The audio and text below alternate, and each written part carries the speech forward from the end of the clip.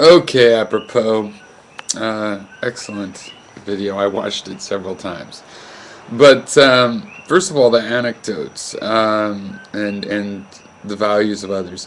I think I understand, but I'm probably projecting because I too sort of like to be honorable and to be represented as honorable because of my circumstance. It was more difficult than I thought, and as a result, I ended up becoming really honorable in reality and learning to trust my own sense of it. Because, as far as external things, one thing that happened in my childhood is I moved around a lot. I went to schools every year, pretty much most of my school life until junior high, high school, and one thing I found as the new kid was that the way people reacted to you, what they thought of you, had a lot more to do with the soap opera that had been going on when you got there and arrived in the middle of than you. I've moved to places and when I moved to Colorado once, and the kids had been there forever. There was still a guy getting teased because in sixth grade, which to me was ancient history by eighth grade or fifth grade, or these everybody had this history and this reputation, and it was like they were trapped by it because they agreed it was them, just like everybody else did. Now I moved around and I realized that reputation is just knowledge, and if you come in, you get a certain kind of reputation because of your interaction with whatever is going on there, and not even your interaction, but just you show up, and that's the backdrop, and you don't even know what it is. You don't know whether the lighting's bright or dark, welcoming, what it is. So yeah, I sort of associate with that and with turning your back on the orthodoxy, and I ended up deciding when I tried to figure what does cool mean, what is cool, who decided, and I realized, well, only me. And it was a fundamentally relativistic idea. Talk about relativism later, we'll get into that, but because it wasn't like only I know and other people are wrong. It had a feeling of everybody has to decide for themselves what's cool. On the other hand, it was dual. I also thought I knew what was cool, and by the time I was in high school, there was a certain element of, like I hated Michael Jackson. He was super popular. This was the 80s, and I basically thought people were crazy. But I find it really interesting, your description of commonness, because of course it's not what people commonly value, it's what actually is common. But you're also talking not about it being a value just because it's common, like, hey, this is everywhere, therefore it's valuable. But just the mundane beauty, basically lowering your standards of beauty and specialness, more than beauty, of specialness, to include common things because they're underappreciated. And I think that's a really interesting point, and I just wanted to repeat it and summarize it to have a chance to say it myself. Now, multiplicity of will, to me, I have an unambiguous position on this. I believe that, yes, we have a distributed will. It, for all intents and purposes, at our macroscopic conscious level, appears distributed. It's not just something because it's distributed in the neurons. If you look at it, I think,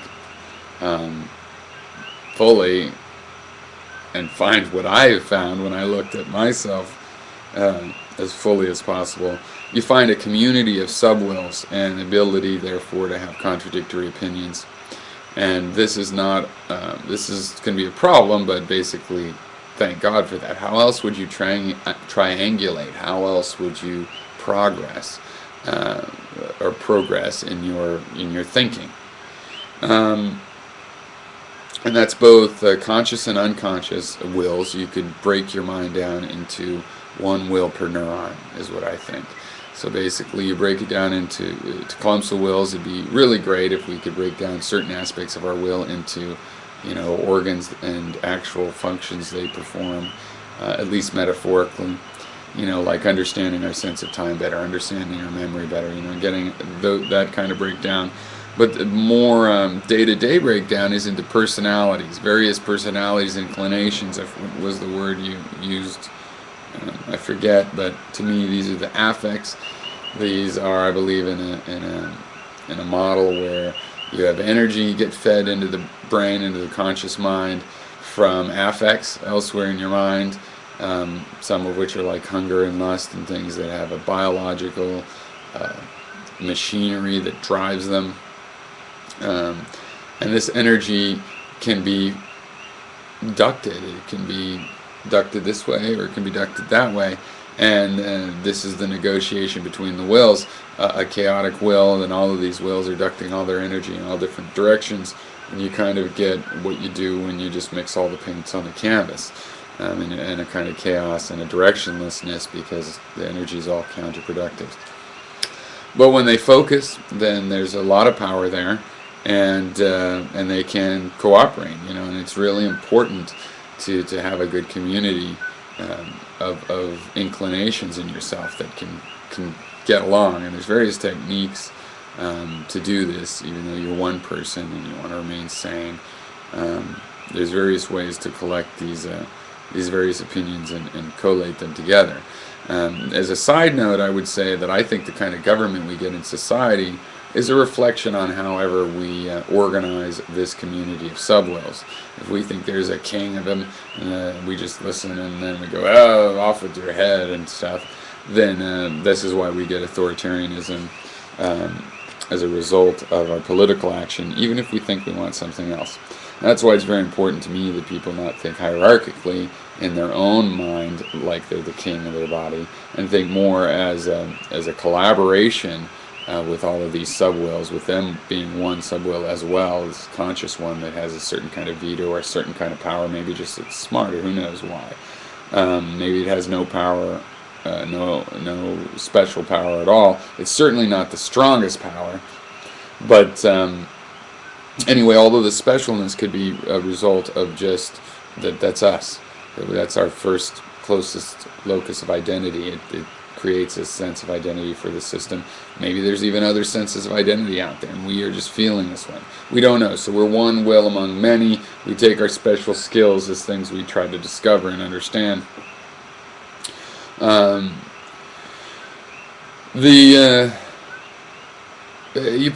gave me the mind of the idea that there's two sides to every story, which for a long time has always bothered me. There's obviously way more than two. There's an arbitrary number.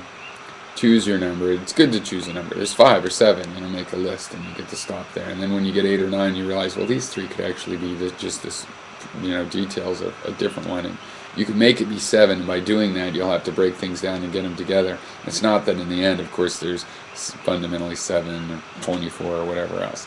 When you talk about relativism and fabrication in, let's say, ordinary people versus in philosophy, and I don't know about that, but I can just give that for the benefit of the doubt, and I do see what you're saying, and I've met people that seem to express it this way. I don't think it's a property of relativism at all. For one thing, the relativism that those that the mainstream, let's say, are expressing is perverted by the fact that they are traditional dogmatists. They're not. When you say philosophers have discovered ideas that sooner or later everybody discovers.